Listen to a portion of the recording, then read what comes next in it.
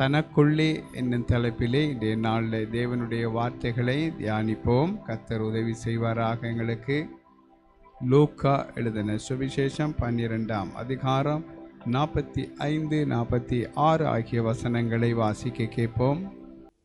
அந்த ஊழியக்காரனோ என் எஜமான் வர நாள் சென்று தனக்குள்ளே சொல்லிக்கொண்டு வேலைக்காரரையும் வேலைக்காரிகளையும் அடிக்கவும் புசித்து குடித்து வரிக்கவும் தலைப்பட்டால் அவன் நிலையாத நாளிலும் அறியாத நேரத்திலும் அந்த ஊழியக்காரனுடைய எஜமான் வந்து அவனை கடினமாய் சந்தித்து உண்மை இல்லாதவர்களோடு அவனுக்கு பங்கை நியமிப்பான்.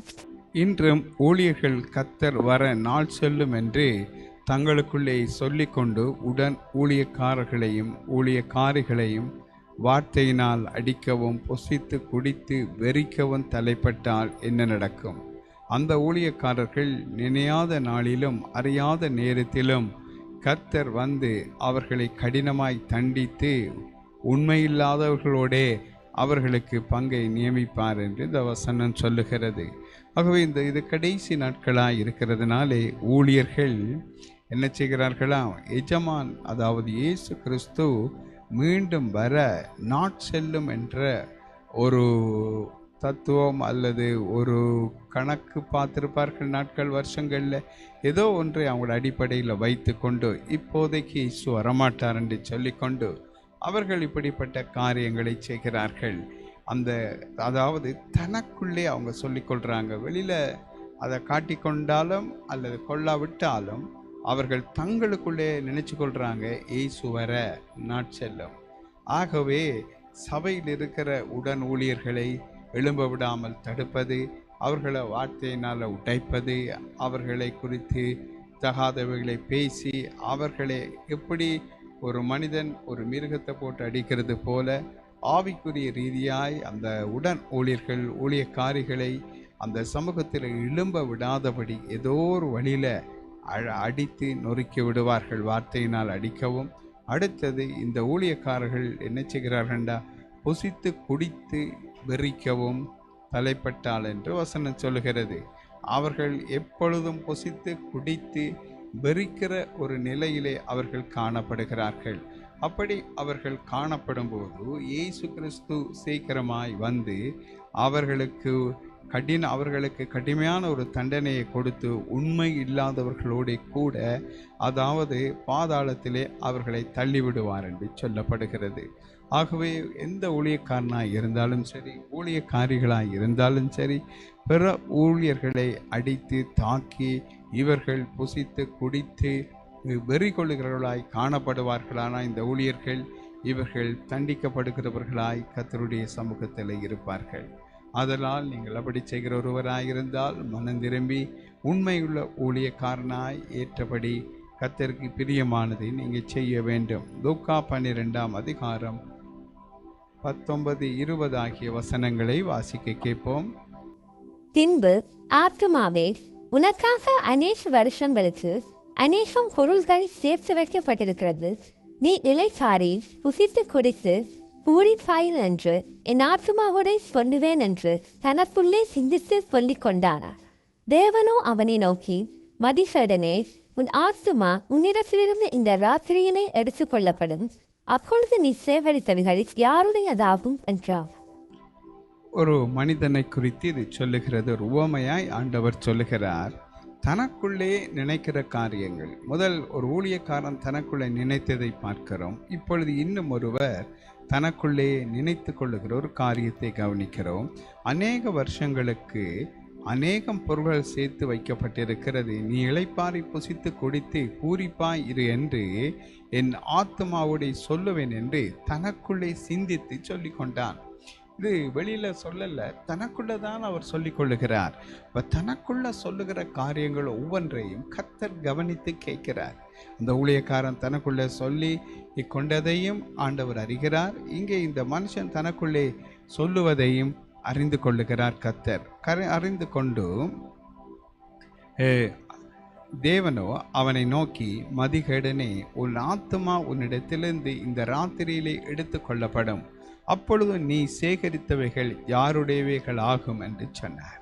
இன்றைய நாளில் அநேகருடைய காரியம் எப்படியாவது பொருட்களை சம்பாதிக்க வேண்டும், பணம் சம்பாதிக்க வேண்டும், நல்ல உயர்ந்த ஆடைகளை அணிய வேண்டும், அல்லது எப்படியாவது தங்களை சாதாரண மட்டத்திலிருந்து மேன்மக்களுடைய இலக்குக்கு அவர்கள் மாற்றிக்கொள்ள விரும்புகிறார்கள். அது தேவனை விட்டு பிரிக்கக்கூட சில நேரங்களில் சந்தர்ப்பமாக இருக்கும். சில பேரை தேவன் உயர்த்தி தான் இருக்கிறார், ஆசீர்வதித்து தான் இருக்கிறார். ஆனாலும் அவர்களுடைய நம்பிக்கையோ தேவனுடைய வார்த்தையின்படியே வாழ்க்கையை நடத்தி கொண்டு தேவன் மேலே நம்பிக்கையாக இருக்கிறார்கள். தேவன் அவர்களுக்கு கொடுத்த ஆசீர்வாதங்களாகிய பொருட்களையோ பணத்திலேயோ செல்வ செழிப்பில் அவங்களுடைய இருதயம் சார்ந்திருக்காமல் இருக்கும். அதுவே சரியான ஒரு மனிதன் வாழுகிற நீதியுள்ள ஆவிக்குரிய வாழ்க்கையாய் இருக்கும். யோவான் 4:8 வாசிக்க கேட்போம். சூரியன் உதித்த போது தேவன் உஷ்ணமான கீழ்காற்றை கட்டளையிட்டார். அப்பொழுது வெயில் யோனாவுடைய தலையை படுகிறதினால் அவன் சோர்ந்து போய் தனக்குள்ளே சாவை விரும்பி, நான் உயிரோடு இருக்கிறதை பார்க்கலாம், சாப்பிடுறது நலமா இருக்கும் என்றான். அதாவது யோனா எப்படிப்பட்ட ஒரு மனிதன் என்றதை சகலரும் வேதத்திலே அறிந்திருப்பார்கள். யோனா ஒன்றும் எல்லாருக்கும் மறைக்கப்பட்ட ஒரு பாத்திரம் அல்ல. யோனாவுடைய வாழ்க்கை அநேகருக்கு தெரிந்தது தான். யோனா தனக்குள்ளே சாவை விரும்பி, நான் உயிரோடு இருக்கிறதை பார்க்கலும் சாகிறது நலமாய் இருக்கும் என்று யோனா சொன்னார். காரணம் என்னவென்றால், சூரியன் உதித்த போது தேவன் உஷ்ணமான கீழ்காற்றை கட்டளையிட்டார். அப்பொழுது வெயில் யோனாவுடைய தலையில் படுகிறதினால் சோர்ந்து போனார். சோர்வு வரும்போது மனிதர்கள் தங்களுக்குள்ளே இப்படி சொல்லிக் கொள்ளுகிறார்கள். சோர்வு என்றது மிக முக்கியமான ஒரு ஆயுதமாய் சாத்தான் பாவிக்கிறார். உலகத்தில் இருக்கிற அநேக ஊழியர்களை, ஊழியக்காரிகளை, விசுவாசிகளை இந்த சோர்வின் ஆவி தாக்கி விடுகிறது. தீர்க்கதரிசிகளாகிய இந்த ஊழியர்களையும் அது தாக்கிவிடும். யோனா ஒரு தீர்க்கதரிசி. சோர்வு என்னென்றால், வெயில் தான் பிரச்சனை. அவருக்கு வெயில் ஒரு பெரிய பிரச்சனை கிடையாது, ஆனால் வெயில் ஒரு பிரச்சனையாய் மாறுகிறது. வெயில் தேவனால் கட்டளையிடப்படுகிறது. அதாவது பகலிலே வெயிலையும் இரவிலே நிலவையும் ஆண்டவர் அனுப்புகிறார். இது தேவனுடைய பிரமாணங்களில் உண்டாயிருக்கிறது. சில இடங்களில் அது கூடி குறைகிற தன்மையை பெற்றுக்கொண்டிருக்கிறது. ஆனால் இந்த வெயில் ஒரு ஊழியக்காரன் தனக்குள்ளே அவர் என்ன சொல்லிக் கொள்ளுகிறார்? அவன் சோர்ந்து போய் தனக்குள்ளே சாவை விரும்பி, நான் உயிரோடு இருக்கிறதை பார்க்கலும் சாகிறது நலமாயிருக்கும் என்று தனக்குள்ள தான் சொல்றார். வெளியில சொல்ல இல்லை, வெளியில யாரோடையும் பேசிக்கொள்ளவர். ஆனால் தேவன் அதை அறிகிறார். ஆகவே உங்களுக்குள்ளே நீங்க என்ன நினைக்கிறீங்களோ அல்லது உங்களுக்குள்ளே எதை சொல்லிக் கொள்ளுகிறீர்களோ வெளியில இருக்கிற யாருக்கும் தெரியாது. பிசாசால கூட அதை அறிய முடியாது. ஊகிச்சு பார்க்க முடியும், ஆனால் அது சரியா எப்பொழுதும் இருக்காது பிசாசுக்கு. ஆகவே தனக்குள்ளே யோசிக்கிற காரியங்கள் ஒவ்வொன்றையும் கர்த்தர் அறிந்திருக்கிறார். ஆகவே ஒரு சாதாரண வெயில் ஒரு ஊழியக்காரன் தற்கொலை செய்கிறது நல்லமென்ற அளவுக்கு ஒரு முடிவை கொண்டு வந்தது. காரணம் சோர்வு. அநேகர் ஜெபிப்பார்கள். ஜெபிக்கும் போது அந்த காரியங்களை ஆண்டவர் சீக்கிரமாய் கொடுக்காததுனால அவர்கள் சோர்ந்து போய் விடுவார்கள். என்னத்தை ஜெபிச்சு, இவ்வளவு காலம் ஜெபிச்சிட்டேன், உபவாசம் இருந்து ஜெபிச்சிட்டேன், பல விதமாக நான் ஜெபிச்சிட்டேன், ஆண்டவர் என்னுடைய ஜெபத்துக்கு பதிலளிக்கல் என்று சோர்ந்து போய் விடுவார்கள். அதன் பிற்பாடு ஜெபங்களிலே குறைவை கொண்டு வந்து விடுவார்கள். சிலர் என்ன செய்வார்கள் என்றால் சுவிசேஷ ஊழியங்களை செய்வார்கள். அந்த ஊழியங்களிலே ஆத்துமாக்கள் நிறைய வர வேண்டும் என்று அவர்கள் விரும்புவார்கள். அப்படியாய் பிரயாசப்படுவார்கள். துண்டு பிரதிகளை கொடுப்பார்கள். வீடு வீடாய் போய் சுவிசேஷத்தை சொல்லுவார்கள். அல்லது திறந்த வெளியிலே சுவிசேஷ கூட்டங்களை வைத்து நடத்துவார்கள். ஆனால் முடிவிலே ஜனங்கள் ஆத்துமாக்கள் சபைக்கு வராத போது எவ்வளவோ பிரயாசப்பட்டும் ஒரு பலனையும் காண முடியலை என்று சொல்லி அவளுடைய ஆத்துமா சோர்ந்து போயிறார். அந்த சோர்வு நேரம் வரும்போது தான் யோனா தனக்குள்ளே பேசிக்கொண்டார். இந்த சோர்வு யாருக்குள்ளே எல்லாம் வருமோ அப்பொழுது அவர்கள் ஒவ்வொருவரும் தங்களுக்குள்ளே பேசிக்கொள்வார்கள். அதை கர்த்தர் கவனித்து கேட்டுக்கொள்ளுவார். சில ஊழியர்கள் சபையை நடத்துவார்கள்.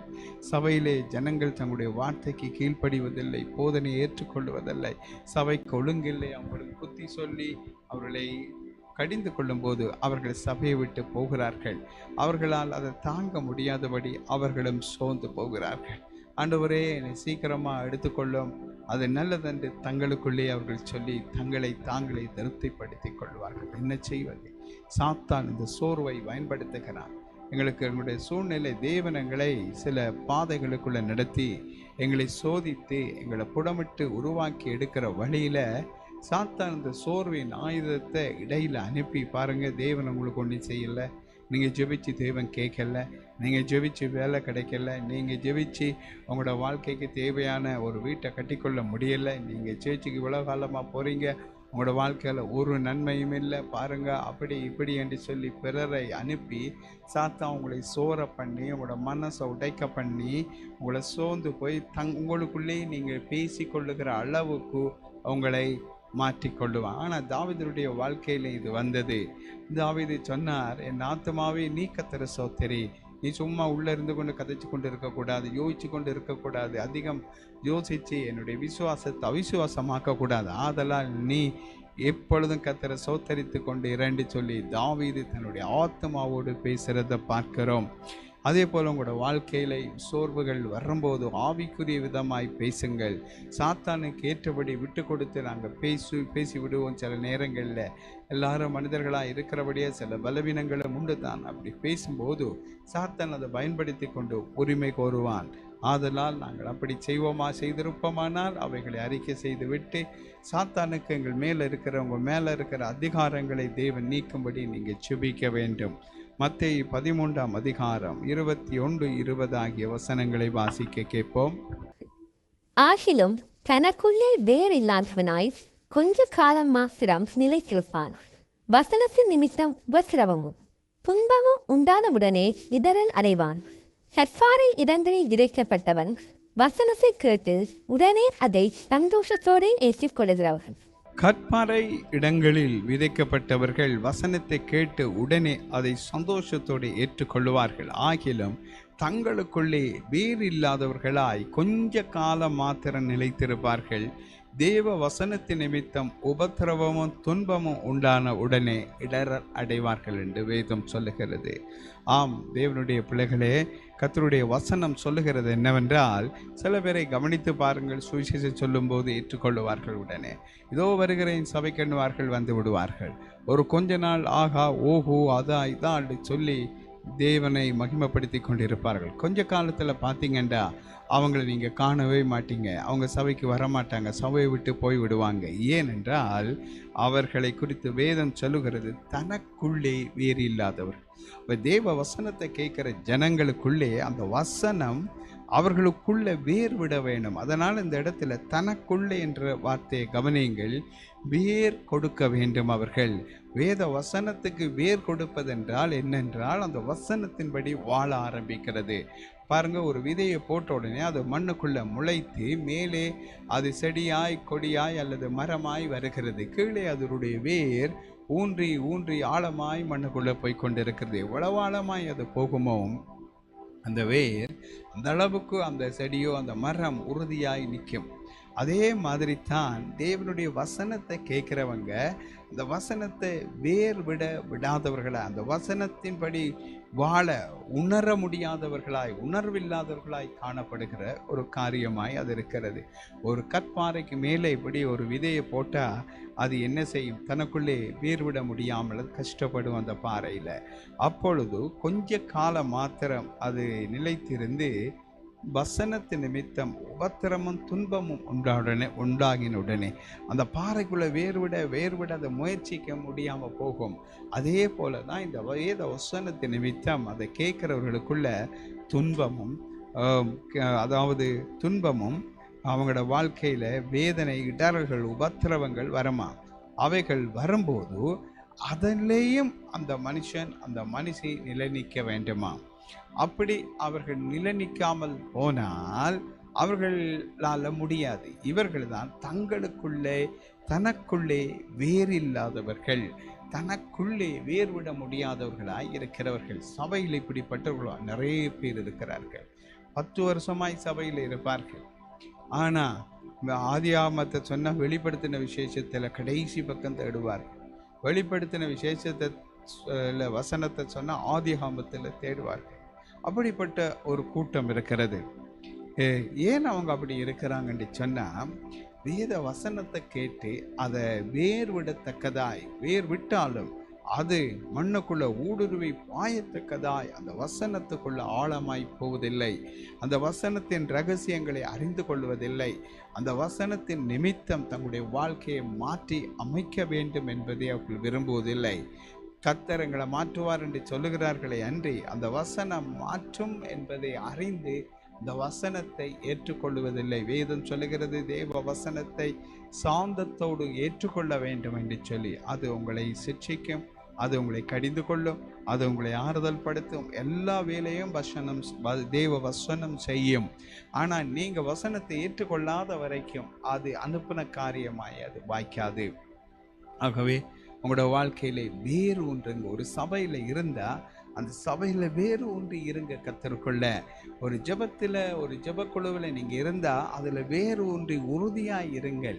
ஊழியத்தில் நீங்கள் இருந்தால் அங்கே மிங்கும் தள்ளாடாதபடி அங்கே போனால் ஊழியம் கொடுப்பாங்க, இங்கே போனால் ஊழியம் கொடுப்பாங்க, அங்கே செய்தால் ஊழியம் கொடுப்பாங்கன்னு சொல்லாதீங்க. உங்களோட அழைச்சவர் உண்மை உள்ளவர். நீங்கள் எங்கே இருந்தாலும் தேவன் உங்களோட தான் எதற்காக உங்களை அழைத்தாரோ, எந்த இடத்துல உங்களை வைக்க வேண்டும் என்று விரும்பினாரோ அந்த இடத்துல வைத்து அந்த இடத்துல ஆசீர்வதிப்பார். அந்த இடத்துல உங்களை உயர்த்துவார். அந்த இடத்துல உங்களோட ஊழியங்களை ஆசீர்வதிக்க தேவனால முடியும். ஆனால் நீங்கள் இவர் மாதிரி, லோத்து மாதிரி ஆபிரகாமை விட்டு பிரியும் போது அவர் தன்னுடைய கண்ணுக்கு பார்வைக்கு செழிப்பாக இருந்த இடமாகிய சோதோமை நோக்கி போனார். பிற்காலத்தில் பார்த்தீங்கன்னா அவரும் மனைவியும் பிள்ளைகளும் சோதோமை விட்டு தப்பி ஓட வேண்டி இருந்தது. மனைவி உப்பு தூணானாங்க. அவர் இந்த செழிப்பான இடத்தை, செழிப்பான உபதேசத்தை, செழிப்பான ஆசீர்வாதத்தை நம்பி போனவர் அங்கே அவர் வியாபாரம் செய்து சம்பாதித்த எல்லா ஆசீர்வாதங்களையும் வானத்திலிருந்து இறங்கி வந்த அக்கினியும் கந்தவும் எரித்து சாம்பலாக்கி விட்டது. அவரால் எடுத்துக்கொண்டு ஓட முடியல அநேகத்தை. ஆகவே அவருடைய எல்லாம் அழிந்து போனதை பார்க்கிறோம். அப்படித்தான் இந்த உலகத்தில், அதாவது நீங்கள் ஆண்டவருக்குள்ள வேர்விட வேணும், வளர வேணும். கிறிஸ்து இயேசுவுக்குள் வேர் கொண்டவர்களாய் நீங்கள் இருக்க வேணும். அப்படி நீங்கள் இருக்கிறண்டா முதலாவது உங்களுக்குள்ள வேத வசனம் வேர்விட வேணும். அதுதான் ஆகிலும் தனக்குள்ளே வேர் இல்லாதவர்களாய் பலர் இருக்கிறார்கள் சபைகளிலே. இப்படிப்பட்டவர்களால் சபைக்கு எந்த லாபமும் இல்லை, கிறிஸ்துவின் ராஜ்யத்துக்கு லாபம் இல்லை, பரலோகத்தை அவர்கள் சுதந்திரிக்க மாட்டார்கள். ஆகவே இப்படிப்பட்டவர்கள் பொழுதுபோக்குக்கு சபைக்கு வருவது போல வருவார்கள். இந்த வேறு இல்லாதவர்கள் வெளியில் சபையை விட்டு போகும்போது குடிகாரர்களாக அல்லது குடிக்கிறவர்களாக அல்லது வேறு பாவம் செய்கிறவர்களாக வேறு ஏதோ தவறுகளை செய்கிறவர்களாய் மாறிவிடுவார்கள். திடீர்னு பொழுதுபோக்குக்காய் இயேசுவை தேடி சபைக்கு வருவார்கள். அங்கே அவர்களுக்குள்ளே வேறு இல்லை. சில பேர் புதுசாக வருவாங்க, பல காலமாக சபையில் இருப்பாங்க. நீங்கள் ஞானஸ்தானம் எடுங்க, கத்தருக்குள்ளே வாங்கன்னு சொன்னால் அவங்கள் முடியாது, அண்டையோட சேர்ச்சிக்கு வர மாட்டாங்க. ஏனென்றா அவங்கள் ஆண்டவரை நேசிக்கவில்லை. ஆண்டவரிடமிருந்து ஏதாவது வாங்கி கொள்ளலாம் என்று வருகிறவர்கள். ஆண்டவர் கொடுக்கிறார் தானே, எங்களுக்கும் கொடுக்கட்டும் என்று வாங்கி கொள்ள வருகிறவர்கள். அவர்கள் கிறிஸ்துவுக்குள்ளே வேறு விடாதவர்கள். முதலாவது அவர்கள் வசனத்தை கேட்டு தங்களுக்குள்ள வேர் விட முடியாதவர்களாய் இருக்கிறதுனால தான் இப்படிப்பட்டவர்கள் சபையிலே இருக்கிறார்கள். வேர் இல்லாதவர்கள் அடிக்கடி சபையில் பிரச்சனைப்பட்டு கொண்டு வீட்டை நின்றுவார்கள். ஏன் நிற்பார்கள் என்று சொன்னால், வீட்டில் நின்று கொண்டு அவங்க என்ன செய்வாங்க, நான் சேர்ச்சிக்கு வர மாட்டேன்னுவாங்க, நான் ஊழியம் செய்ய மாட்டேன்னா உடனே பாஸ்டர் அவரை கூப்பிட்டு அல்லது அவருடைய வீட்டை போய் அவரை கூட்டி கொண்டு வந்து மீண்டும் ஊழியம் செய்யுங்க அப்படி என்று அவருடைய காலில் விழுந்து அவரை அழைத்து வரணும். அப்படிப்பட்ட நிலையில் இருக்கிறவங்க எல்லாம் தங்களுக்குள்ளே வேறு இல்லாத கற்பாறையின் மேலே விதைக்கப்பட்டவர்கள். ஒருவேளை நீங்கள் அப்படிப்பட்ட ஒரு ஊழியக்காரனாக இருந்தால், ஒரு ஊழியக்காரியாக இருந்தால், அப்படிப்பட்ட ஒரு விசுவாசியாக இருந்தால், நீங்கள் நிச்சயமாய் மெய்யாகவே தெரிந்து கொள்ளுங்கள், நீங்கள் உங்களுக்குள்ள வேர் விடாத கற்பாறை மேல் விதைக்கப்பட்டதுக்கு ஒப்பான ஒரு மனுஷனாய், ஒரு மனுஷியாய், ஒரு ஊழியனாய், ஊழியக்காரியாய் இருக்கிறீர்கள் என்பதை நீங்கள் மறந்து போகக்கூடாது. ஆதலால் நீங்கள் மனம் திரும்பி நல்ல நிலமாய் உங்களுடைய இருதயத்தை மாற்றி வசனத்தை உங்களுக்குள்ளே வேர்விட பண்ணத்தக்கவர்களாய் நீங்கள் உங்களை மாற்றிக்கொள்ள வேண்டும். லூக்கா 7ஆம் அதிகாரம் 49-48 வாசிக்க கேட்போம். அப்பொழுது கூட பந்தியிருந்தவர்கள், பாவங்களை மன்னிக்கிற இவன் யார் என்று தங்களுக்குள்ளே சொல்லிக் கொண்டார்கள். ஆதலால் நான் உனக்கு சொல்லுகிறேன், இவள் செய்த அநேக பாவங்கள் மன்னிக்கப்பட்டது, இவள் மிகவும் அன்பு கூர்ந்தாளே. எவனுக்கு கொஞ்சம் மன்னிக்கப்படுகிறதோ அவன் கொஞ்சமாய் அன்பு கூறுவான் என்று சொல்லி அவளை நோக்கி, உன் பாவங்கள் மன்னிக்கப்பட்டது என்றார். பாவிகள் கர்த்தரை நோக்கி அழுது தங்களுக்கு பாவ மன்னிப்பு வேண்டும் என்று கேட்கும் போது அவர்கள் பாவங்களை தேவன் மன்னிக்கின்றார். அதை சபையில் கூட இருக்கின்றவர்கள் விரும்புவதில்லை. பாவங்களை மன்னிக்கும் போது கர்த்தரை இவனென்று தங்களுக்குள்ளே சொல்லிக் கொள்ளுகின்றார்கள். இவர்கள் பாவிகள் தொடர்ந்து பாவத்திலே இருப்பதையே இவர்கள் விரும்புகிறார்கள். எப்படிப்பட்ட பாவியாய் இருந்தாலும் கிறிஸ்துவிடம் வரும்போது அந்த மனுஷனுக்கு ஒரு பாவ மன்னிப்பு கிடைக்கிறது. ரெண்டு விதமான காரியங்களை பார்க்கிறோம். சிலர் பாவம் வரும்போது அதுக்கு விலகி ஓடுகிறவர்களாக இருக்கிறாங்க. யோசேப்பு போன்றவர்கள், சிம்சோன் போன்றவர்கள் பாவத்தையே செய்து கொண்டு அல்லது பாவத்தை தேடி போகின்றவர்களாய் இருக்கிறார்கள். ஆனால் கடைசி நேரத்தில் சிம்சோன் தன் பாவங்களுக்கு மன்னிப்பை பெற்றுக்கொள்ளுகிறதை பார்க்கிறோம். இன்றைய நாட்களில் வாழ்கிற ஒவ்வொரு மனிதனும் தான் செய்கிற ஊழியம் செய்கிற ஒரு மனிதனாய் இருந்தால் அல்லது ஒரு ஊழியக்காரியாய் இருந்தால் அல்லது ஒரு விசுவாசியாய் இருந்தால் அவர்கள் பாவத்தை செய்து கொண்டு ரட்சிக்கப்பட்ட பிற்பாடு தேவனுக்கென்று ஏதாவது ஒரு சிறிய பணியையோ பெரிய ஊழியத்தை அவர்கள் செய்து கொண்டு ஒரு பாவத்திலே அவர்கள் விழுவார்களானால் மீண்டும் அவர்கள் மனம் திரும்பும் போது தேவன் அவருடைய பாவங்களை மன்னிப்பார் நிச்சயமாய். உண்மையாகவே அவர்கள் தங்கள் இருதயத்தில் தேவனோடு பேசி தன் பாவங்களை மன்னிக்க வேண்டும் என்று கேட்பார்களானால் தேவன் அவருடைய பாவங்களை மன்னிப்பார். ஆனால் மீண்டும் அதே ஸ்தானத்தில் கொண்டு வந்த அந்த ஊழியத்தை கொடுப்பதற்கு தேவன் கால அவகாசம் எடுக்கலாம்.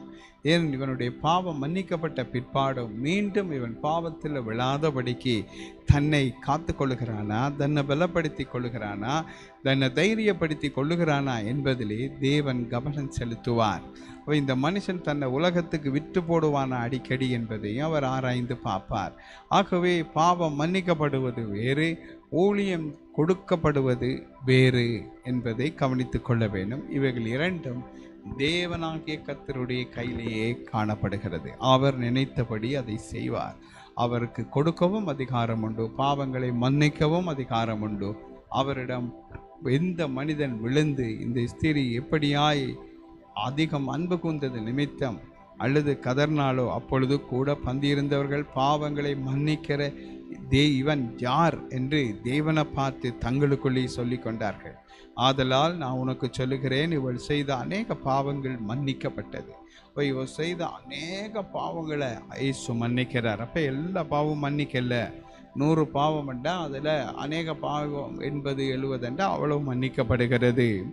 இவள் மிகவும் அன்பு கொண்டாளே, எவனுக்கு கொஞ்சம் மன்னிக்கப்படுகிறதோ அவன் கொஞ்சமாய் அன்பு கூறுவான் என்று சொல்லி அவளை நோக்கி உன் பாவங்கள் மன்னிக்கப்பட்டது என்று இயேசு முடிவிலே சொன்னதை பார்க்கிறோம். ஆகவே இன்றைய நாளில் உங்களோட வாழ்க்கையில் இப்படிப்பட்ட ஒரு சூழ்நிலையில் நீங்கள் இருப்பீர்களானால் உங்கள் பாவங்கள் மன்னிக்கப்படும் என்று இயேசு சொல்லும் போது, இயேசு உங்களை மீண்டும் ஒரு ஸ்தானத்துக்கு உயர்த்தும் போது அங்கே கூடியிருக்கிற மக்கள், உங்களோட சபையில் இருக்கிற மற்ற ஊழியர்கள், ஊழியக்காரிகள், விசுவாசிகள் தங்களுக்குள்ளே சொல்லிக் கொள்ளுவார்கள், இந்த ஊழியக்காரன் என்னென்று அவர்களுடைய பாவம் மன்னிக்கப்பட்டதென்று சொல்லவும் அவர்களுக்கு ஊழியம் கொடுக்கவும் இவருக்கு என்ன அதிகாரம் உண்டு என்று சொல்லி தங்களுக்குள்ள சொல்லிக் கொள்ளுவாங்க. வெளியில் சொல்ல மாட்டாங்க. ஒவ்வொருவருடைய இருதயத்துக்குள்ளே அப்படி சொல்லுவாங்க.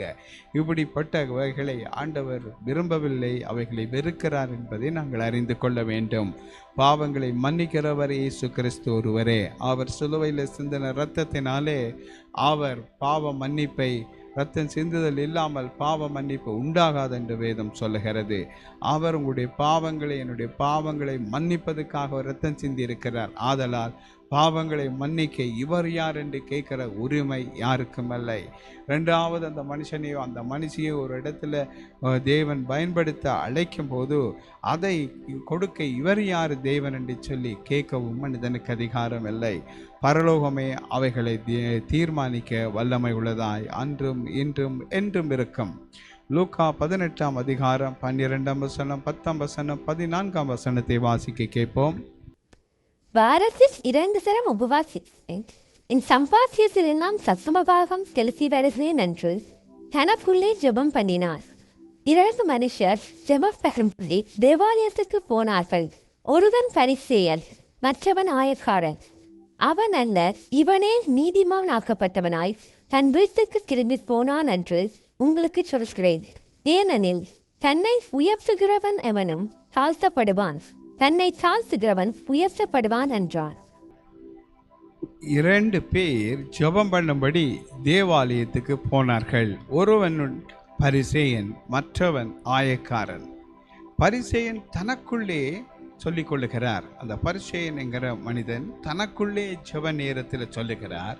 யாருக்கும் அது கேட்கும்படி அவர் சொல்லவில்லை. பக்கத்தில் இருந்து ஜெபிக்கிறவருக்கும் விளங்கும்படி அவர் எதுவும் சொல்லலை. தனக்குள்ளதான் அவரும் சொல்லுகிறார். வாரத்தில் 2 தரம் நான் உபவாசிக்கிறேன், என் வருமானத்தில் எல்லாம் தசம பாகம் செலுத்தி வருகிறேன் என்று ஜெபம் பண்ணினான். அவர் தனக்குள்ளே தான் செய்கிற காரியங்களை, நீதிகளை சொல்லி இந்த மனுஷன் ஜெபம் பண்ணுகிறார். பரிசேயனோ தன்னை உயர்த்தி ஜெபித்ததால் நீதிமானாக்கப்படாதவனாய் தன் வீட்டுக்கு திரும்பி போனான். அந்த ஆயக்காரனோ நீதிமான் ஆக்கப்பட்டவனாய் அப்படியே வீட்டை சந்தோஷத்தோட போகிறார். எந்த ஒரு மனுஷன் தாழ்மையில் இருக்கிறாரோ அந்த மனிதனை உயர்த்துவார். அவன் வானத்தை நோக்கி கூட பார்க்க முடியாமல் நான் ஒரு பாவி என்று தேவனிடம் கதறினான். ஆனால் இந்த மனுஷனோ தான் பாவம் செய்தேன் என்றதை குறித்து பேசவில்லை, தன்னுடைய நீதியை சொல்லி செபிக்க ஆரம்பிக்கிறார். முதலாவது அவர் சொல்லுகிற நீதி, நான் ஒரு கிழமையில் 2 நாள் உபவாசம் செய்கிறேன். 2வது அவர் சொல்லுகிற நீதி, எனக்கு வருகிற எல்லா வருமானங்களிலையும் தசம பாகம் கொடுக்கிறேன் என்று சொல்லி அவர் சொன்னார். சொன்ன உடனே அவரை ஆண்டவர் தன்னை பெருமைப்படுத்தி உயர்த்தி அவன் தனக்குள்ளே தான் நினைக்கிறான், சொல்லலை, தனக்குள்ளே நினைச்சு ஜெபிக்கிறான். ஆண்டவர் அந்த ஜெபத்தை தள்ளி விடுகிறார். நாளில் ஜனங்கள் சபைகளில் என்ன பேசுகிறார்கள்? நான் தசமம் கொடுக்கிறேன், அதனால தான் இந்த சேச்சை கட்டினார்கள், நான் தசமம் கொடுக்கிறேன், அதை செய்தேன், இதை செய்தேன் என்று தங்களுக்குள்ளே சொல்லிக் கொடுக்கிறத கூட ஆண்டவர் தள்ளி விடுகிறார், வருகிறார். ஆனால் தனக்குள்ளேயே சொல்லாமல் சில பேர் சில சபைகளில் கவனித்து பாருங்கள், அவர்களுடைய போட்டோவை போட்டு அல்லது அவருடைய பேரை போட்டு எழுதி அவர் இவ்வளவு பண உதவி செய்தார், இவ்வளவு கதிரை வாங்கி கொடுத்தார், இவ்வளவு பொருட்களை வாங்கி கொடுத்தார் என்று சொல்லி அவர்களுக்கு புகழ் மாலை சூட்டும்படியாய் சபைகளிலே எழுதியிருப்பார்கள். தேவன் நாம மகிமைக்கு பதிலாய் மனுஷன் நாமம் உயர்த்தப்படுகிறது. இது ஊழியர்கள் சபை பொறுப்பாளர்கள் செய்து விடுவார்கள். சபையில் இருக்கிற அந்த ஜனங்களுக்கு ஒரு பெரிய பெருமை வருகிறது. ஓ, என்னுடைய பேரை போட்டு இருக்கிறாங்க, நான் வாங்கி கொடுத்த பொருளை போட்டு இருக்கிறாங்க, என் பேர் எழுதி வச்சிருக்கிறாங்க. இப்படிப்பட்ட காரியங்களை ஒரு மனுஷன் தனக்குள்ள நினைத்தாலே அந்த மனுஷனுடைய ஜெபம் நிராகரிக்கப்படுகிறதை பார்க்கிறோம்.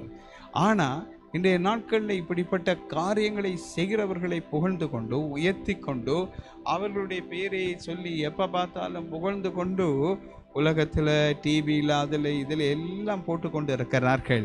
இவைகள் தேவனுடைய வழிக்குள்ள, தேவனுடைய பிரமாணத்துக்குள்ள, தேவனுடைய கட்டளைகளுக்குள்ள அடங்குகிறதா? இதெல்லாம் சரியானது தானா என்பதை தேவனுடைய ஜனம் யோசிக்க மறந்த ஒரு காலமாய் இது இருக்கிறது.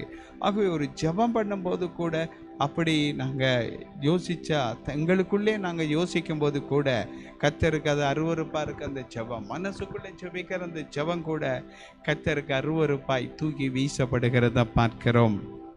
ஆகவே நீங்கள் அப்படி செய்யாதபடி உங்களுக்குள்ளே நீங்கள் எதை நினைத்தாலும் எதை யோசித்தாலும் தேவன் அதை அறிகிறார், தேவனுக்கு அது தெரியும், தேவனுக்கு அது மறைப்பொருள் அல்ல என்பதை நீங்கள் அறிந்து கொள்ள கடவீர்கள் இன்றைய நாளிலே. ஆகவே உங்களை சீர்படுத்தி கொள்ளுங்கள். அப்போஸ்தலர் 4ஆம் அதிகாரம் 32ஆம் வசனத்தை வாசிக்க கேட்போம். விசுவாசிகளாகிய திரளான கூட்டத்தார் ஒரே இருதயமும் ஒரே மனமும் உள்ளவர்களாய் இருந்தார்கள். ஒருவராகிலும் சரசங்களின் ஒப்புகையும் துணியதென்று சொல்லவில்லை, சகலமும் அவர்களுக்கு பொதுவாய் இருந்தது. அப்போஸ்தலருடைய நாட்களிலே நடந்த காரியம் இதில் எழுதப்படுகிறது. ஒருவனாயிலும் தனக்குள்ளவைகளில் ஒன்றையும் தன்னுடையதென்று சொல்லவில்லை. அவர் தனக்குள்ளவைகளில் ஒன்றையும் தன்னுடையதென்று எண்ணவில்லை, சொல்லவில்லை. காரணம் என்னவென்றால் அவர்கள் எல்லாவற்றையும் பொதுவாக வைத்து அனுபவித்தார்கள். ஏனென்றால் இந்த உலகத்தில் அனுபவிக்கிறதுனால எல்லாம் ஒளிந்து போய்விடும் ஒரு நாள். சகலமும் அவர்களுக்கு பொதுவாக இருந்தது. சபையிலே விசுவாசிகளாகிய திரளான கூட்டத்தார் ஒரே இருதயமும் ஒரே மனமும் உள்ளவர்களாய் ஒரே ஆவியிலே எப்பொழுதும் நடந்து கொள்ள வேண்டும். அதாவது ஆவியில் ஐக்கியப்பட்டிருக்க வேண்டும், ஆவியில் அன்பு செலுத்த வேண்டும், ஆவியிலே எல்லாவற்றையும் செய்து கொண்டு வருவோமானால் நாங்கள் அவைகளிலே எப்பொழுது நிலைத்திருக்க முடியும்? நாங்கள் ஆவியில் அவைகளை செய்யாதபடி மாம்சத்தில் செய்வோமானால் ஒரு நாள் அவைகள் காணப்படாமல் போய்விடும். அப்படி செய்கிறவர்களும் காணப்படாமல் போய்விடுவார்கள். ஆதலால் பிரியமானவர்களே, உங்களுக்குள்ளவைகளில் ஒன்றையும் உங்களுடையதென்று சொல்லாதிருங்கள். சில பேர் சொல்லுவார்கள், இது எந்த சபை, இது நான் கட்டின சபை, நான் கட்டின பாபிலோன், நான் தான் அந்த நேபுகாத்நேச்சார், நான் தான் எனக்கு கொஞ்ச நாளில் மனநோயாளி ஆகி காட்டிலே துரத்தி விடப்பட போகிறேன், அங்கே பனியும் குளிரும் எல்லாம் என் மேலே படப்போகிறது, அதன் பிற்பாடு நான் மனம் திரும்புவேன், கர்த்தர் மீண்டும் ராஜ்யபாரத்தை எனக்கு தருவார் என்று சொல்லி சிலர் இவைகள் பின்னால் வருகிறவர்களை அறியாமல் முன்னால் வருகிறவர்களை சொல்லிக் கொள்வார்கள். இவைகள் எல்லாம் தேவனுக்கு பிரியமானவைகள் அல்ல. இங்கு அவர்கள் சொல்லுகிறார்கள், தங்களுக்குரியவைகளை கூட தங்களுடையதென்று அவர்கள் எண்ணவும் இல்லை, தங்களுக்குரியவர்கள் என்று அவர்கள் சொல்லவும் இல்லை என்று பார்க்கிறோம். அப்படிப்பட்ட ஒரு கிறிஸ்தவர்கள் இந்த காலத்தில் உருவாக்கப்பட வேண்டும் சபையில். இல்லாவிட்டால் தேவனுக்கு பிரியமற்ற சபையாய் மாறி பாவம் செய்கிற சபையாய் மாறிவிடும். எல்லா சபைகளையும் சில முக்கியமான பாவங்களை பட்டியலிட்டிருக்கிறார்கள். சில வெளியரங்கமான பெரிய பாவங்கள் இவைகள் என்று அவர்கள் நினைக்கிறார்கள்.